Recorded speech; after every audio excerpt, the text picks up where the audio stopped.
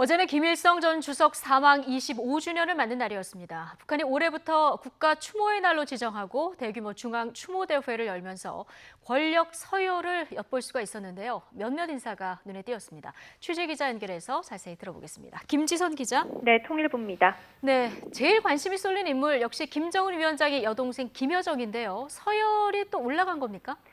먼저 앉은 위치로만 보면 그렇습니다. 김정은 위원장의 오른쪽 네 번째에 앉았습니다. 당 부위원장들인 박봉주, 리만건, 리수용 다음입니다. 김정은 위원장이 첫 번째니까 이 왼쪽부터 번갈아 가면서 서열을 세면 9번째인데요. 과거에도 주석단에 앉은 적은 있지만 10위권 내 좌석을 차지한 것은 처음이어서 눈길을 끌었습니다. 예. 자, 하노이 회담 결렬 이후에는 위상 실추설도 있었는데 실제 직책이 급도 올라갔다 이렇게 볼 수도 있을까요? 네, 직책의 변화는 확인이 안 됩니다. 통일부는 여전히 노동당 선전선동부 제1부부장으로 보고 있습니다. 이 부장이 우리의 장관급, 또 부부장은 차관급인데 차관급 인사가 주석단에 앉는 게 이례적이라 관심을 끄는 겁니다.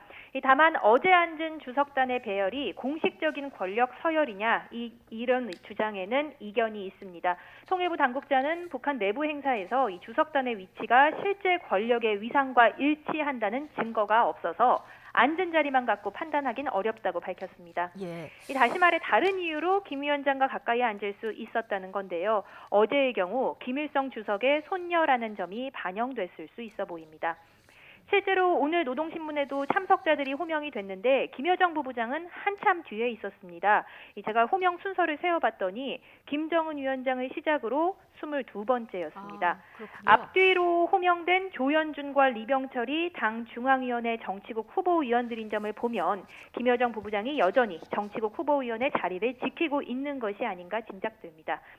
물론 실질적인 권력은 얼마 전 국정원이 보고한 대로 당 부위원장급 정도로 볼 수 있을 것 같고요. 공식적인 직함과 무관하게 상황에 따라 최고 권력과 가까운 자리를 차지할 수 있다는 것 자체가 이미 특별한 권력의 성격을 보여주고 있습니다. 북한에서는 백두혈통에 특별한 의미를 두고 있으니까 그렇다 치고 자, 최선희 외무성 제1부상 가장자리긴 했지만 주석단에 앉았습니다. 네, 최선희 부상의 경우도 이미 예상됐던 자리 배치입니다. 지난달 29일 김정은 국무위원장 추대 3주년 행사 때 처음으로 주석단에 진출하면서 승승장구하고 있습니다. 우리로 따지면 외교부 차관급이지만 지난 4월 김정은 집권 2기 국무위원회 진출한 만큼 공식적인 자리 배치도 권력과 한층 가까워진 것으로 보입니다. 김여정 부부장과 마찬가지로요. 실질적인 권력은 더 높을 수 있다는 얘기도 나옵니다. 지난 4월 블라디보스토크에서 열린 북러 정상회담에서 김정은 위원장의 전용차 옆자리에 함께 타면서 눈길을 끌기도 했죠. 특히 북한이 공을 들이는 미국과의 관계 개선에서 당장 또 북미 실무회담을 앞두고 그 역할이 주목되는 인물입니다. 북한 방송을 보니까요. 사이렌이 울리니까 주민들이 이제 묵념을 하고 버스와 열차도 멈추는 이런 장면을 볼 수 있었는데 원래 이렇게 하는 겁니까? 이 사이렌이 울린 건 5년 만입니다. 사망 20주년이던 2014년에 했고 25주년인 올해, 그러니까 5년마다 같은 장면이 되풀이되는 겁니다. 달라진 게 있다면요. 올해부터는 북한이 이날을 국가 추모의 날로 특별히 지정했다는 겁니다. 기존의 김일성, 김정일 사망일을 민족 최대 추모의 날로 선전을 해왔다면 이제부터는 공식 국가 행사로 다시 말해 추모를 공식화했다 이렇게 볼 수 있습니다.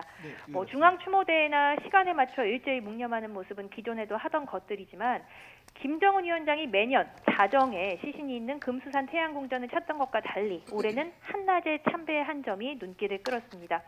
앞서 올해 초 북한이 김일성, 김정일 사망일을 국가 추모의 날로 지정한 배경을 두고 개혁 개방을 앞두고 내부 결속을 강화하고 사회 분위기를 다잡는 차원이다 이런 해석이 나왔었는데요. 어제 일제히 조기를 개양하고 추모 사이렌이 울리는 순간을 생방송으로 전해 공식적인 추모 분위기를 더하는 장면에서 실제로 결속을 강조하는 모습을 확인할 수 있었습니다. 김일성 사망 첫 국가 추모의 날을 통한 북한의 권력 변화까지 좀 짚어봤습니다. 통일부 김지선 기자였습니다. 수고하셨습니다.